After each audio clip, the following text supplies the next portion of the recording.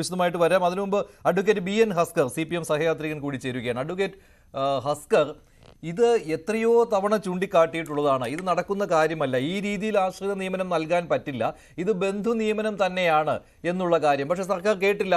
അതുമാത്രമല്ല, ഹൈക്കോടതി ഇക്കാര്യം വ്യക്തമാക്കിക്കൊണ്ടൊരു വിധി നൽകിയതാണ്. എന്നിട്ടും സർക്കാരിന് മതിയായില്ല. സുപ്രീം കോടതിയെ സമീപിച്ചു.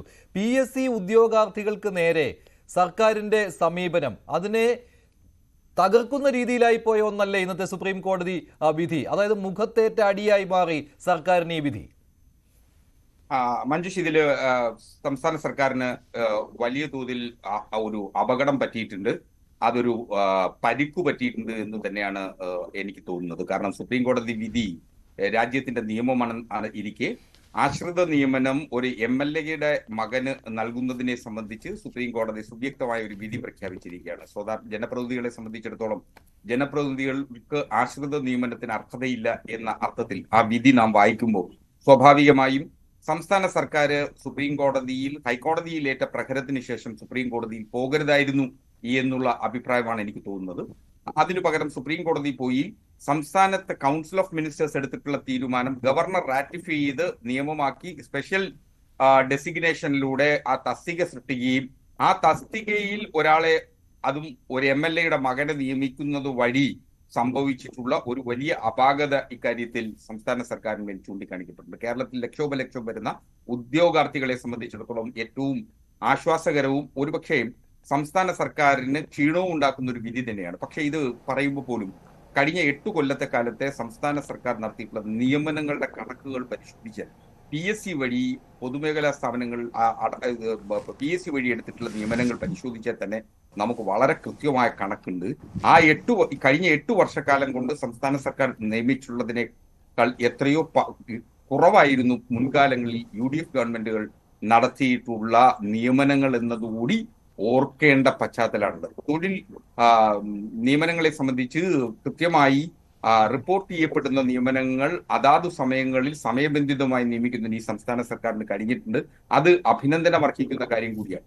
ഒരുപക്ഷെ ഇത്തരത്തിൽ ചെറിയ പിശകുകൾ, ചെറിയ വാശികൾ സംസ്ഥാന സർക്കാർ ഉപേക്ഷിച്ചിരുന്നു എങ്കിൽ അത് കൂടുതൽ ഈ ഗവൺമെന്റിന് അനുഗ്രഹമാകേണ്ടതിന് ചെറിയ പിശകോ ചെറിയ വാശികളോ ഒന്നുമല്ല, ഇത് ധാർഷ്ട്യം എന്ന് തന്നെ പറയേണ്ടിയിരിക്കുന്നു ശ്രീ BN ഹസ്കർ. കാരണം ഇത് ഞങ്ങൾക്ക് തോന്നിയതുപോലെ ഞങ്ങൾ നിയമിക്കും, ആരുണ്ട് ചോദിക്കാൻ എന്നുള്ള രീതിയിലായിപ്പോയി. കാരണം ഇത് PSC റാങ്ക് ഹോൾഡേഴ്സ് പലതവണ ഇക്കാര്യം പറഞ്ഞതാണ്, ഇത് നിലനിൽക്കുന്ന കാര്യമല്ല എന്ന് നിയമവിദഗ്ധർ ചൂണ്ടിക്കാട്ടിയിട്ടുള്ളതാണ്. എന്നിട്ട് പോലും ഇത് മുഖവിലേക്കെടുക്കാൻ സർക്കാർ തയ്യാറായില്ല. ആ സമയത്ത് തന്നെയാണല്ലോ ഇവരുടെ വലിയ സമരം ഇവിടെ നടന്നത്, സെക്രട്ടേറിയറ്റിന് മുന്നിൽ മുട്ടിലിഴഞ്ഞുള്ള സമരം.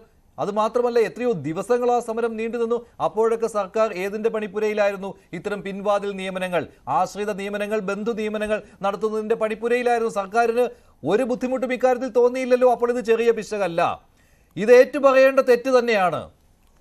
അല്ല, നിശ്ചയം അതാണല്ലോ സുപ്രീം കോടതി ഇപ്പൊ വിധി പറഞ്ഞ സാഹചര്യത്തിൽ സുപ്രീം കോടതിയുടെ വിധി രാജ്യത്താകമാനം ബാധകമാകുന്ന നിയമം എന്ന നിലയിൽ സ്വാഭാവികമായി സർക്കാരിനേറ്റ ഏറ്റവും വലിയ അപകടം തന്നെയാണിത്.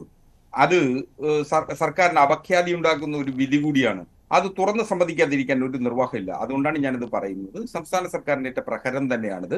അതിൽ നിന്ന് പാഠം ഉൾക്കൊള്ളാൻ സംസ്ഥാന സർക്കാർ തയ്യാറാകും എന്ന് തന്നെയാണ് ഞാൻ കരുതുന്നത്. തെറ്റുകൾ ചെയ്യപ്പെടാത്ത മനുഷ്യരില്ല. മനുഷ്യനിർമ്മിതമായിട്ടുള്ള ഭരണകൂടങ്ങൾക്ക് സ്വാഭാവികമായി തെറ്റുകൾ പറ്റാം. ആ തെറ്റുകൾ ആരോടാണ്? അല്ലല്ല, ജോലിക്ക് വേണ്ടി മുട്ടിലെറിഞ്ഞ ആളുകളോടാണ്, ഉദ്യോഗാർത്ഥികളോടാണ് ആ തെറ്റ് ചെയ്തത്. അല്ല, നിങ്ങൾ ക്ഷമിക്കാനാവാത്ത തെറ്റാണത്. ഇവർ ചെയ്ത തെറ്റിന്റെ ഫലമായിട്ടാണ് ഞാൻ ഇന്നും കരിങ്കല്ല് ചുമക്കുന്നത്. KK രാമേന്ദ്രന്റെ മകന് MD ആയിട്ട് നിയമനം ലഭിക്കുകയും ചെയ്തു. എന്നെ പോലുള്ളവർ ഇന്നും കരിങ്കല്ല് ചുമക്കുക. ഇവർ ചെയ്ത തെറ്റിന്റെ ഫലമായിട്ടില്ല. അത്രയും വലിയ പോസ്റ്റ് അല്ല, പൊതുമരാമത്ത് വകുപ്പിൽ അസിസ്റ്റന്റ്. അല്ല, ഈ താഴെ LGS ഇതാണല്ലോ, LGS മുതൽ അങ്ങോട്ട് ഇതാണല്ലോ. അല്ല, അത് ആ തസ്തിക സൃഷ്ടിച്ചതൊരു സാഹചര്യത്തിന്റെ കൂടി പശ്ചാത്തലത്തിലാണ്. രാമേന്ദ്രൻ മരണപ്പെട്ടപ്പോൾ സ്വാഭാവികമായും ആ കുടുംബം നേരിടുന്ന പ്രതിസന്ധിയുടെ ഘട്ടത്തിൽ ആ കുടുംബത്തെ സഹായിക്കുക എന്ന സതുദ്ദേശത്തോടു കൂടി ഗവൺമെന്റ് എടുത്തിട്ടുള്ള തീരുമാനമാണ്. ആ തീരുമാനത്തിന്റെ ദിശാബോധത്തിന്റെ പ്രശ്നമല്ല ഇവിടെ ഉദിക്കുന്നത്. ഒരു മിനിറ്റ് ഞാൻ ഒന്ന് ഇടപെടുകയാണ്. താങ്കൾ ദയവായി ക്ഷമിക്കുക, താങ്കളുടെ സമയമാണ്, ഞാനൊന്ന് ഇടപെടുകയാണ്. അപ്പോൾ താങ്കൾ പറഞ്ഞു ആ കുടുംബത്തിൻ്റെ പശ്ചാത്തലം ആലോചിച്ചുകൊണ്ട് അവർക്ക് നിയമനം കൊടുത്തു. അപ്പോൾ എൻ്റെ കുടുംബത്തിൻ്റെ പശ്ചാത്തലം താങ്കളൊന്ന് ആലോചിച്ചതിന് ശേഷം ഈ ഗവൺമെൻറ് ഒരു നിയമം പാസ്സാക്കി എനിക്കൊരു ജോലി തരാൻ നിങ്ങൾക്ക് സാധിക്കുമോ? എനിക്കും ഞാനായാലും കെ രാമചന്ദ്രൻ നായർ, ബഹുമാനമുള്ള കെ രാമചന്ദ്രൻ നായാലും ഞങ്ങളെല്ലാവരും ഭാരതത്തിലെ പൗരന്മാരാണല്ലോ. എനിക്കും അദ്ദേഹത്തിന് നിങ്ങൾക്കും ഒരേ നിയമമാണല്ലോ ഇവിടെ ഉള്ളത്. അപ്പോൾ എനിക്ക് ഒരു നിയമം പാസ്സാക്കി എൻ്റെ വീട്ടിലെ സാഹചര്യം നിങ്ങളൊന്ന് മനസ്സിലാക്കൂ. അപ്പോൾ എനിക്ക് വേണ്ടി ഒരു നിയമം പാസ്സാക്കി ഒരു ജോലി തരാൻ ഈ ഗവൺമെൻറ് തയ്യാറാവുമോ? എന്നെ പോലെയുള്ള ലക്ഷക്കണക്കിന് ഉദ്യോഗാർത്ഥികൾ, ഇവിടെ പഠിക്കുന്ന ഉദ്യോഗാർത്ഥികളുണ്ട്. അവർക്ക് ഒരു നിയമം പാസ്സാക്കി നിങ്ങൾ ജോലി കൊടുക്കുമോ? അല്ല, താങ്കൾക്ക് യോഗ്യതയുണ്ടെങ്കിൽ പരീക്ഷ എഴുതി പാസ്സായി കഴിഞ്ഞാൽ അതിൽ താങ്കൾക്ക് നിയമനം ലഭിക്കും. അതിനൊരു തർക്കമില്ല. അപ്പൊ അദ്ദേഹത്തിന് യോഗ്യതയില്ലേ? എക്സാം എഴുതാൻ യോഗ്യത അദ്ദേഹത്തിന് ഇല്ലേ? ബഹുമാനമുള്ള കെ രാമചന്ദ്രൻ അദ്ദേഹത്തിന്റെ മകന് ആ യോഗ്യത ഇല്ലാത്ത ആളാണോ?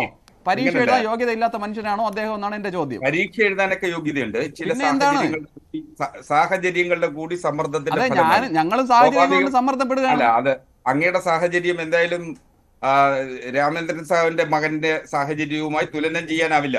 അത് സംസ്ഥാന സർക്കാർ എടുത്തുള്ള തീരുമാനമല്ലേ? അദ്ദേഹം അരിയാഹാരമല്ലേ കഴിക്കുന്നേ?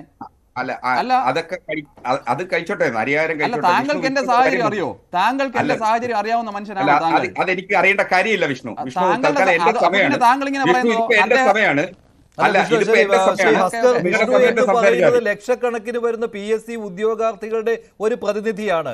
ഈ സമരങ്ങളിലൊക്കെ മുൻനിരയിൽ നിന്നിട്ടുള്ള ആളുകൂടിയാണ് വിഷ്ണു. അദ്ദേഹത്തിന് വേണ്ടി മാത്രമല്ല, അദ്ദേഹത്തിന്റെ കൂടെ റാങ്ക് ലിസ്റ്റിലുള്ളവർക്ക് വേണ്ടി കൂടി സമരം ചെയ്തയാളാണ് വിഷ്ണു. അപ്പോൾ സ്വാഭാവികമായിട്ടും ആ വൈകാരികമായ പ്രതികരണം വിഷ്ണുവിൽ നിന്നുണ്ടാവും. അദ്ദേഹം ചോദിക്കുന്ന ചോദ്യം ഇതാണ്: ശരി, രാമചന്ദ്രൻ നായരോട് നമുക്ക് എല്ലാവർക്കും ആദരവുണ്ട്, അദ്ദേഹത്തോട് ബഹുമാനമേ ഉള്ളൂ. പക്ഷേ അദ്ദേഹത്തിന്റെ മകന് PSC വഴി പരീക്ഷ എഴുതി ഇന്റർവ്യൂ കഴിഞ്ഞ് ജോലിയിൽ പ്രവേശിക്കാമല്ലോ. അതല്ലാതെ, അതായത് ഇവരെ പോലെ തന്നെ ചെയ്യാമല്ലോ. അതല്ലാതെ ഒരു ആശ്രിത നിയമനത്തിന് അർഹതയില്ലാത്ത ഒരാൾക്ക് സർക്കാർ ഇടപെട്ടൊരു പ്രത്യേക തസ്തിക ഉണ്ടാക്കി നിയമനം കൊടുക്കുന്നതിൽ അത് ശരിയല്ല എന്നുള്ള കാര്യം മനസ്സിലാക്കാൻ പറ്റാത്ത ഒരു സർക്കാരാണോ കേരളം ഭരിക്കുന്നത്? സ്വാഭാവികമായിട്ട് ഇത്തരം ചോദ്യങ്ങൾ വരും, ഇത്തരം ചോദ്യങ്ങൾ നേരിടേണ്ടി വരും. അല്ല, മഞ്ജുഷ, ക്യാബിനറ്റ് ഡിസിഷൻസ് എന്ന് പറയുന്നതിന് ഭരണഘടനാപരമായി ഒരു സംരക്ഷണമുള്ള ഡിസിഷൻസുകളാണ്. സ്വാഭാവികമായും ഇപ്പോൾ വന്നിട്ടുള്ള വിധിയെ സംബന്ധിച്ച് വിധിയുടെ പകർപ്പ് വായിക്കാൻ എനിക്ക് ലഭിച്ചിരുന്നില്ല. ആ വിധിയുടെ പകർപ്പ് പരിശോധിച്ചതിന് ശേഷം ആ വിധിയിൽ ഏതെങ്കിലും അപാകത ഉണ്ടെങ്കിൽ അതിന്റെ ഭരണഘടനാ ബെഞ്ചിലേക്ക് അടക്കം പോകുന്നതിനെ സംബന്ധിച്ച് ഒരു സാഹചര്യം അതിൽ നിലവിലുണ്ട്. അതിൽ നിയമപ്രശ്നമുള്ളത് സംസ്ഥാന സർക്കാരുകളുടെ ക്യാബിനറ്റ് ഡിസിഷൻസിനെ എങ്ങനെ മറികടക്കാനാകും എന്നുള്ളതൊരു ചോദ്യമുണ്ട്. ആ ചോദ്യം ആണോ ഇനി ഒരുപക്ഷെ സുപ്രീം കോടതിയിൽ ഉന്നയിക്കപ്പെട്ടിട്ടുള്ളത് എന്ന കാര്യത്തിൽ എനിക്ക് സംശയമുണ്ട്. മറിച്ച് ഒരു MLA-യുടെ മകന് അല്ലെങ്കിൽ ഒരു ജനപ്രതിനിധിയുടെ മകന് ആശ്രിത നിയമത്തിന്, അവരുടെ ലീഗൽ ഹയേഴ്സിന് ആശ്രിത നിയമനത്തിന് അർഹതയുണ്ടോ എന്നുള്ള ക്വസ്റ്റ്യൻ മാത്രമാണ് സുപ്രീം കോടതി ഇപ്പോൾ പരിശോധിച്ചിട്ടുള്ളതെങ്കിൽ അതിൽ ഇപ്പോൾ വന്നിട്ടുള്ള വിധി രാജ്യത്താകമാനം ബാധകമാണ്. മറിച്ച് ഒരു മന്ത്രിസഭയുടെ തീരുമാനം, ഒരു ക്യാബിനറ്റ് ഡിസിഷൻ, ആ ക്യാബിനറ്റ് ഡിസിഷൻ ആണ് എങ്ങനെ ജുഡീഷ്യറിക്ക് റിവ്യൂ ചെയ്യാൻ കഴിയും എന്നുള്ളതിനെ സംബന്ധിച്ച് ആണോ നിയമപരമായി അവിടെ ചർച്ച ചെയ്തിട്ടുള്ളതെന്ന് നമുക്ക് ആ വിധിന്യായം ലഭിക്കാത്തിടത്തോളം കാലം അതിനെ സംബന്ധിച്ച് നമുക്കിപ്പോൾ ഒരു കാര്യം പറയാൻ കഴിയില്ല. ക്യാബിനറ്റിന് സവിശേഷമായ അധികാരമുണ്ട്. ആ ക്യാബിനറ്റിന്റെ സവിശേഷ അധികാരം ഉപയോഗിച്ച് ഒരു തസ്തിക സൃഷ്ടിക്കുകയും ആ തസ്തികയിൽ അവർക്ക് ജോലി ലഭിക്കുകയും ചെയ്യുക എന്ന് പറയുന്നത് ആദ്യമായി സംസ്ഥാനത്ത് നടക്കുന്ന ഒരു സംഭവവികാസമല്ല. അത് പലപ്പോഴും പല ഘട്ടങ്ങളിൽ പല ആളുകളുടെയും സാഹചര്യങ്ങൾക്കനുസരിച്ച് സംസ്ഥാന സർക്കാർ എടുത്തിട്ടുണ്ട്. അത് പക്ഷേ ഇവിടെ അങ്ങനെ എടുക്കുവാനും അതിനെ സാധൂകരിക്കുന്ന രീതിയിൽ ഒരു കാര്യം ഇല്ലായിരുന്നു. ഇപ്പോൾ കെ രാമചന്ദ്രൻ നായർ മരിച്ചു കഴിഞ്ഞാൽ അദ്ദേഹത്തിന്റെ മകന് ജോലി കൊടുക്കുവാനുള്ള സവിശേഷമായ ഒരു സാഹചര്യം എന്താണ് എന്ന്, അതിന് പകരം ഒരു ആശ്രിത നിയമനം എന്ന ലേബലിൽ തന്നെയാണ് ഈ ജോലി നൽകിയിരിക്കുന്നത്. ആശ്രിത നിയമനം എന്ന് പറയുമ്പോൾ സർക്കാർ ജീവനക്കാർ ജോലിയിൽ ഇരിക്കെ മരണപ്പെടുമ്പോൾ മക്കൾക്ക് നൽകുന്നതാണല്ലോ. അതിന്റെ ബലത്തിലാണ് ഇങ്ങനെ ഒരു ജോലി കൊടുത്തിരിക്കുന്നത്. അതിന്റെ സാധുത തന്നെയാണ് ഹൈക്കോടതിയിൽ ചോദ്യം ചെയ്ത് ഹൈക്കോടതി പറഞ്ഞത്. അങ്ങനെയാണെങ്കിൽ അത് നടപ്പിലാവുകയാണെങ്കിൽ കേരളത്തിൽ പഞ്ചായത്ത് തലത്തിൽ പോലും ജനപ്രതിനിധികളുടെ മക്കൾക്ക് അങ്ങനെ ജോലി നൽകേണ്ടി വരും എന്ന് പറഞ്ഞുകൊണ്ടാണ് ഹൈക്കോടതി റദ്ദ് ചെയ്ത് സർക്കാരിന്റെ നിയമനം. സ്വാഭാവികമായിട്ടും സുപ്രീം കോടതിയിൽ അത് തന്നെയാണ് ഉയർന്നു വന്നത്. വിധിപ്പകർപ്പ് വന്നിട്ടില്ല. വിധിപ്പകർപ്പ് വരുമ്പോൾ അതിൽ സർക്കാരിനെ ബാധിക്കുന്ന രീതിയിൽ അതിരൂക്ഷമായ വിമർശനങ്ങൾ പോലും ഉണ്ടാകുമോ എന്നുള്ളതാണ് കാത്തിരിക്കുന്നത് അഡ്വക്കേറ്റ് BN ഹസ്കർ.